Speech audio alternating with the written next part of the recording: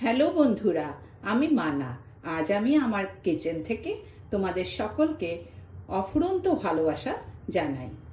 আজ আমি তোমাদের একটা ছোট্ট রেসিপি নিয়ে এসেছি তোমাদের জন্য।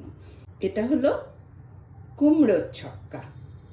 কুমড়োর ছক্কা করতে লাগবে কুমড়ো। আমি নিয়েছি 250 গ্রাম কুমড়ো, 1 মুঠো ভেজানো ছোলা, আগের দিন রাতে ভিজিয়ে নিয়েছি, পেঁয়াজ কুচোনো, 5 ফোড়ন, তেজপাতা, স্বাদ মতো কাঁচা লঙ্কা, আদা কুচোনো, চিনি, হলুদ আর লবণ। এছাড়া নিয়ে নিয়েছি সর্ষের তেল। আজকালকার রাঁধুনিরা সকলেই প্রায় ব্যস্ত থাকে কাজে, তার জন্য এই রেসিপিটি একেবারে শর্টকাটভাবে করিয়ে নেওয়া যায় এবং বেশ ভালোও লাগে। কড়াই গরম হওয়ার পর দিয়ে দেব সর্ষের তেল,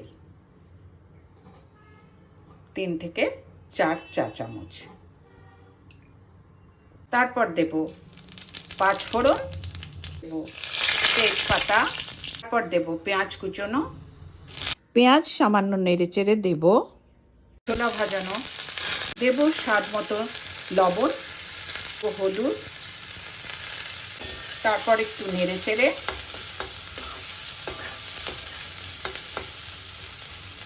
দেব কুমড়ো,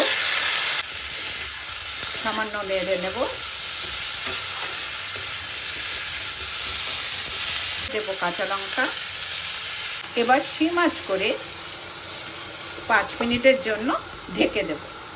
মাঝে একবার ঢাকনা সরিয়ে নেড়ে দেব, ঢেকে দেব। আর দেব আদা কুচনো, তারপর সামান্য মিলিয়ে দেব। তারপর দেব 1/2 কাপ মতো গরম জল। এবার দেব চিনি সামান্য, সামান্য নেড়ে চেড়ে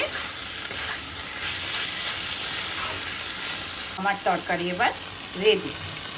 কুমড়োর এই রেসিপিটি ভাত দিয়ে খেতেও যেমন ভালো লাগে, তেমনি ভালো লাগে লুচি, পরোটা বা রুটির সাথে খেতে।